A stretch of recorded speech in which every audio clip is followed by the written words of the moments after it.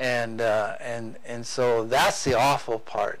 If it were just a few leaders, if it were just a few people that were involved in this, then that would be one thing. But when it's actually upheld and built up by many thousands, hundreds of thousands, and even millions, until it overcomes the entire nation, that's the danger. Because we have forgotten God. Oh, there's so much to say.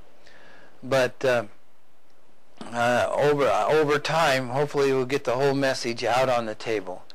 The main part of the message is that God has spoken in our day. And we'll see what he has said. And he has bared his arm in the eyes of all the nations, that they may know that he is the same yesterday, today, and forever. And that he has not forgotten his people, his people, ancient covenant people, that he promised that he would, that they would be a blessing in the through the Abrahamic covenant. They would be a blessing to all families of the earth, to all nations, and so they have, in that because of them, and the knowledge of Christ has come into all the world, and it was a great blessing to the world. But now that the Western civilization, in large part, is turning away from him, and and are seeking to support the works of darkness and the devil, instead of and are worshiping idols, as it were, every man following in his own, after his own idea of who God is, and the substance of all of that being the substance of an idol that shall perish in Babylon.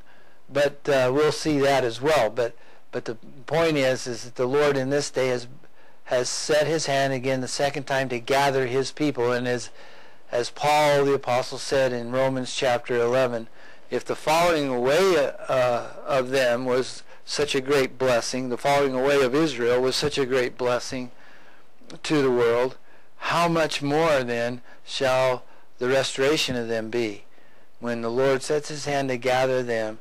Wow, what a terrific blessing that will be to the world. And it is, as we see, because it's already started.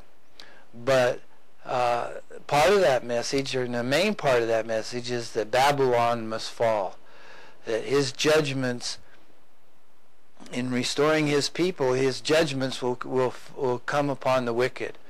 And it's a tremendous thing, because the day is coming when his wrath will be poured out upon the wicked without measure. So that is a critical thing to understand. As the house of Israel rises, as they're brought in from their long dispersal, from the diaspora, as it's called in modern times, but from their scattered condition, they are gathered in. And we're not just talking the Jews; they're only part of the house of Israel. But there's the part of Jacob is, Jacob had 12 sons, of course, and so all of them have to be gathered in, the lost 10 tribes, as well as Joseph and Judah. So the long and short of it is that the wicked now bend their bow, yea, they prepare the arrow upon the string, that they might shoot at the upright in heart to destroy their foundation. That is clear to see. But the Lord's voice unto the righteous, unto every soul, is that they must flee unto his mountain, and they will flee, like a bird that's let go from the snare of the fowler. They flee to the mountain of the Lord, Mount Zion. And so as the Lord then proceeds to do his marvelous work and a wonder, wherein he shall turn the things of the world upside down, the terrible one shall be brought to naught. We will see that the terrible one is brought to naught, that the scorner is consumed, that all that watch for iniquity are cut off, and he that layeth a snare for him that reproveth in the gate, and turneth aside the just, as a thing of naught. We will see that the meek shall increase their joy in the Lord, and that the Lebanon shall become a fruitful field, even though it shall be esteemed as a forest. Oh, there's so many great things to talk about.